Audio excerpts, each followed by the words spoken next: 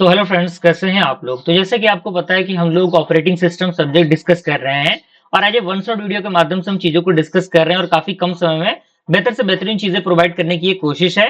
लेकिन अगर आपको लगे कि चीजें थोड़ी सी कम है तो आप हमारे ऑपरेटिंग सिस्टम के जो complete sequence wise video series है, जिसमें मैंने टॉपिक वाइज चीजों को पढ़ा के अपलोड किया है, तो आप उनको देख सकते हैं। ये वीडियोस उनके लिए है जो स्टूडेंट केवल एग्जामिनेशन पास करना चाहते हैं। समझ पा रहे हैं आप लोग? यानी जिनको केवल एग्जामिनेशन पास करना है उनके पॉइंट ऑफ व्यू से और थोड़ा बहुत ओवरव्यू ले लेना है सब्जेक्ट का, उनके रिगार्डिंग ये वीडियोस है। ठीक है, तो यूनिट नंबर थर्ड आज हम डिस्कस करने वाले हैं कंप्लीट। लेकिन अभी तक हम लोगों ने दो यूनिट को अच्छी तरीके से डिस्कस किया है। अगर आपने वीडियोस को नहीं देखा जरूर देख लीजिएगा, प्लेलिस्ट का लिंक आपको नीचे डिस्क्रिप्शन बॉक्स में मिल जाएगा, आप वहां से उसे चेकआउट कर सकते हैं। ठीक है, तो आइए स्टार्ट करते हैं। यूनिट नंबर थर्ड का पूरा सिलेबस आपके इंटरफेस में नजर आ रहा है। पहला टॉपिक आपका है सीपीयू शेड्यूलिंग का। ठीक है, तो यहाँ पे पॉइंट कह रहा है कि CPU scheduling is the process of selecting a process from the ready queue and allocating the CPU to it. यानी जो सीपीयू शेड्यूलिंग है, एक प्रकार का प्रोसेस होता है जिससे कि सेलेक्ट कर किया जाता है प्रोसेस को, जो रेडी क्यू से निकल के आता है, जो एलोकेट करता है सीपीयू को उसके अंदर। ठीक है, अगर हम ऑब्जेक्टिव की बात करें कि सीपीयू शेड्यूलिंग का ऑब्जेक्टिव क्या होता है, तो पहला होता है मैक्सिमाइज करना सीपीयू के यूटिलाइजेशन को, यानी सीपीयू कितना ज्यादा यूटिलाइज हो रहा है। ठीक है, दूसरा आपका इंक्रीज करना थॉटपुट को, तीसरा आपका मिनिमाइज करना वेस्टिंग टाइम को, यानी जो भी वेटिंग टाइम है उनको कम करना, तीसरा हमारा है मिनिमाइज करना जो भी आपका टर्न अराउंड टाइम होता है उसको, एंड लास्ट हमारा है मिनिमाइज करना रिस्पॉन्स के टाइम को। यानी ये कुछ ऑब्जेक्टिव है जो कि सीपीयू शेड्यूलिंग के होते हैं। अब हमारा आता है प्रोसेस कंसेप्ट। प्रोसेस कंसेप्ट क्या होता है, तो कह रहा है कि process is a program in execution. यानी प्रोसेस क्या होता है, प्रोग्राम होता है जो एग्जीक्यूशन के अंदर होता है। ठीक है, अगर हम कंपोनेंट्स की बात करें प्रोसेस की, तो पहला आपका होता है प्रोग्राम का कोड, दूसरा होता है डेटा का सेलेक्ट सेक्शन, तीसरा होता है स्टैक, उसके बाद heap, then after program counter, उसके बाद सीपीयू रजिस्टर। ठीक है, अगर हम इसके साइकिल की बात करें तो यहाँ पे प्रोसेस का साइकिल दिख रहा होगा। सबसे पहले चीजें न्यू स्टेट में आती है, न्यू के बाद रेडी में, रेडी के बाद रनिंग में, रनिंग के बाद वेटिंग में, वेटिंग के बाद फिर से वो रेडी में जाती है। ठीक है, और रनिंग के पास ही आपका एक टर्मिनेटेड पॉइंट होता है। ठीक है, अब हमारा है प्रोसेस स्टेट डायग्राम। चूंकि प्रोसेस स्टेट डायग्राम आपको डायग्राम बनाना पड़ेगा, यहाँ पे डायग्राम नहीं दिया गया है, वो चीजें हमारे आपको वीडियो सीरीज के अंदर आपको देखने को मिलेंगी। प्रोसेस स्टेट डायग्राम के नाम से आपको वीडियो मिल जाएगा, आप वहां से उसके डायग्राम को देख सकते हैं। बस उसका टॉपिक यहाँ पे आपको देखने को मिल रहा होगा। स्टेट में आपका न्यू स्टेट होता है जो प्रोसेस को क्या करता है, बीइंग क्रिएटेड, यानी यहाँ से प्रोसेस क्या होती है, क्रिएट होती है। रेडी ये वेट करता है सीपीयू के एलोकेशन के लिए। रनिंग जो करंटली क्या होता है, एग्जीक्यूटिंग होती है। वेटिंग एंड ब्लॉक की बात करें तो ये वो वेट करता है for the input output completion, then after terminated, यानी एग्जीक्यूशन यहाँ पे क्या होते हैं, कंप्लीट हो जाते हैं। क्लियर हुआ? चलिए, अब आता है हमारा टाइप ऑफ शेड्यूलर, यानी कितने टाइप के शेड्यूलर होते हैं। तो अलग अलग टाइप के शेड्यूलर आपके सामने यहाँ पे मेंशन किए गए हैं, आप देख सकते हैं। जिसमें पहला आपका आता है लॉन्ग टर्म शेड्यूलर, यानी ये सेलेक्ट करता है जॉब को फ्रॉम द जॉब पूल, यानी जो भी जॉब पूल होता है उससे चीजों को सेलेक्ट करता है। ये कंट्रोल करता है डिग्री ऑफ मल्टी प्रोग्रामिंग को। अगर हम शॉर्ट टर्म शेड्यूलर की बात करें तो ये सेलेक्ट करता है प्रोसेस को फ्रॉम रेडी क्यू एंड ये एलोकेट करता है सीपीयू को फ्रीक्वेंटली। ओके, तीसरा हमारा आता है मीडियम टर्म शेड्यूलर। तो मीडियम टर्म शेड्यूलर क्या करता है, ये स्वैप करता है प्रोसेसेस को in and out of memory, यानी मेमोरी के इन के लिए और आउट ऑफ मेमोरी के लिए। ठीक है, एंड ये रिड्यूस करता है मल्टी प्रोग्रामिंग को भी। ठीक है, अब आता है हमारा शेड्यूलिंग एल्गोरिथम्स। तो शेड्यूलिंग एल्गोरिथम्स में पहला आपका आता है FCFS. FCFS stand for the first come first serve.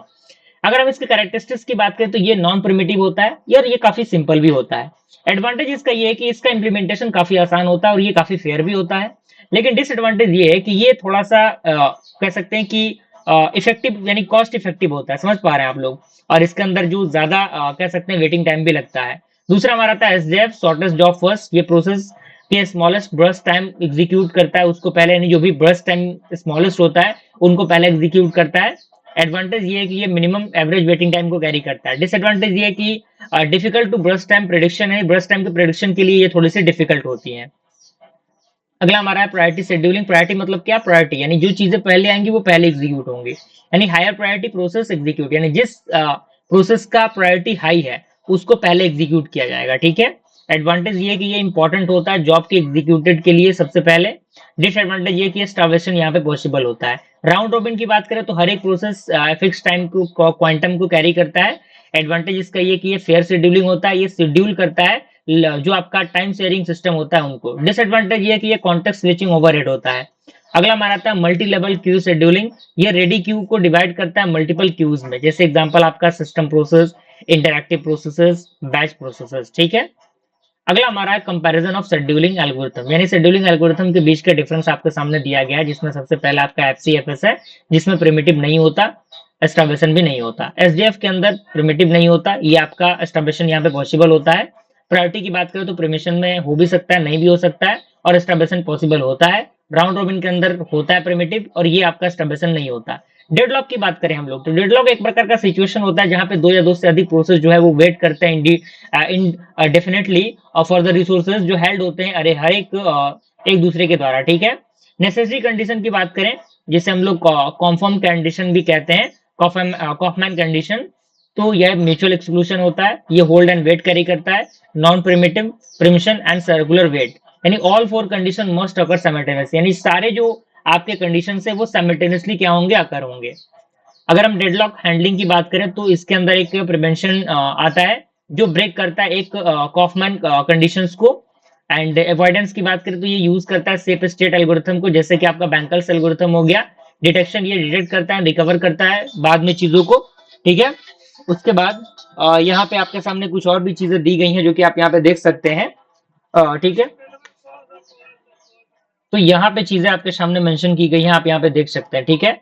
Recovery की बात करें तो ये टर्मिनेट करता है प्रोसेसेस को, रिसोर्स प्रिवेंशन होता है ये। थ्रेड्स की बात करें तो थ्रेड एक प्रकार का स्मॉलेस्ट यूनिट होता है सीपीयू के एग्जीक्यूशन का, और ये प्रोसेस को कंटेन करता है मल्टीपल थ्रेड्स के अकॉर्डिंग। एडवांटेजेस क्या है, ये फास्टर एग्जीक्यूशन होता है, ये बेहतर सीपीयू यूटिलाइजेशन करता है, और रिसोर्स शेयरिंग यहाँ पे हो पाता है, और ये रिस्पॉन्सिवनेस भी कैरी करता है, ठीक है।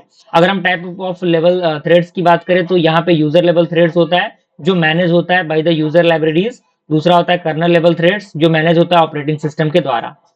अगला हमारा आता है मेमोरी मैनेजमेंट। तो मेमोरी मैनेजमेंट का डेफिनेशन आपके सामने दिया हुआ है। तो मेमोरी मैनेजमेंट एक प्रकार का प्रोसेस होता है जो कंट्रोल करता है और कोऑर्डिनेट करता है मेन मेमोरी के साथ, ठीक है। अगर हम इसके फंक्शन की बात करें तो allocation, D allocation, protection, address translation, ठीक है। अगला हमारा आता है पार्टीशन मेमोरी मैनेजमेंट। तो मेमोरी यहाँ पे डिवाइड होता है पार्टीशन के अंदर, जैसे फिक्स पार्टीशनिंग की बात करें तो यहाँ पे मेमोरी जो है वो डिवाइड होता है फिक्स साइज ऑफ ब्लॉक में। एडवांटेज ये कि ये काफी सिंपल होता है, डिसएडवांटेज ये कि इंटरनल फ्रेगमेंटेशन यहाँ पे होता है। डायनामिक पार्टीशनिंग की बात करें तो पार्टीशन जो है वो क्रिएट होता है डायनामिकली। एडवांटेज ये कि ये बेहतर मेमोरी यूटिलाइजेशन कैरी करता है, डिसएडवांटेज ये कि ये एक्सटर्नल फ्रेगमेंटेशन को कैरी करता है। क्लियर है।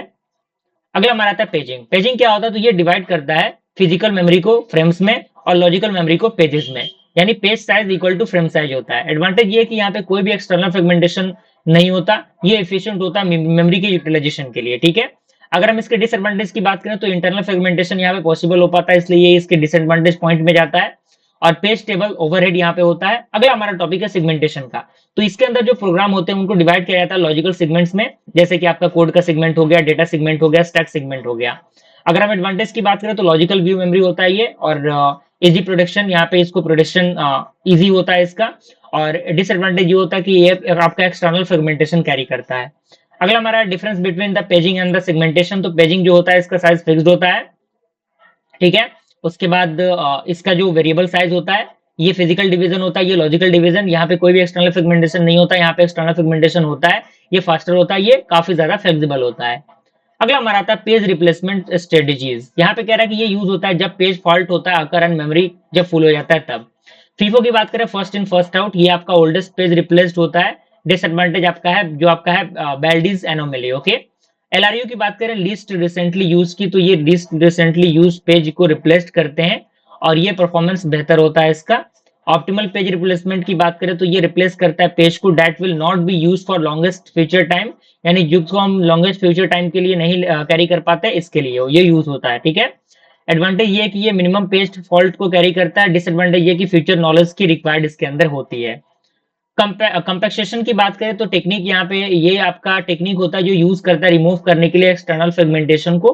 प्रोसेस की बात करें तो ये मूव करता है प्रोसेस को एक दूसरे के साथ, ये क्रिएट करता है एक लार्ज फ्री ब्लॉक को। एडवांटेज ये कि ये बेहतर मेमोरी यूटिलाइजेशन कैरी करता है।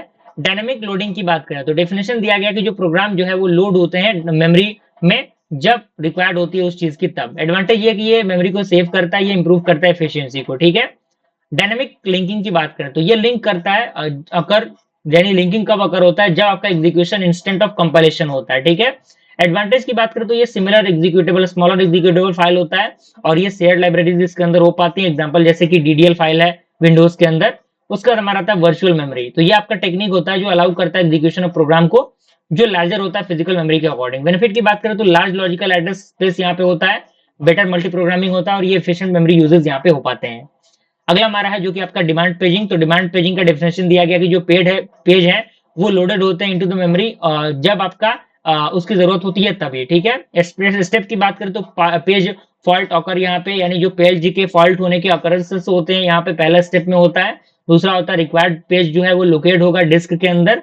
एंड तीसरा हमारा पेज लोडेड जो होंगे वो मेमोरी के अंदर होंगे एंड एग्जीक्यूशन रिज्यूम होंगे, ठीक है। एडवांटेज इसका दिया कि ये रिड्यूस करता है मेमोरी के यूजेस को, फास्टर जो प्रोग्राम स्टार्टअप जो होता है यहाँ पे हो पाता है, ठीक है। तो इस तरीके से हम लोगों ने यूनिट नंबर 3 को कंप्लीट किया। जल्दी हम लोग यूनिट नंबर 4 स्टार्ट करेंगे। मिलते हैं अगले वीडियो में, तब तक के लिए थैंक यू।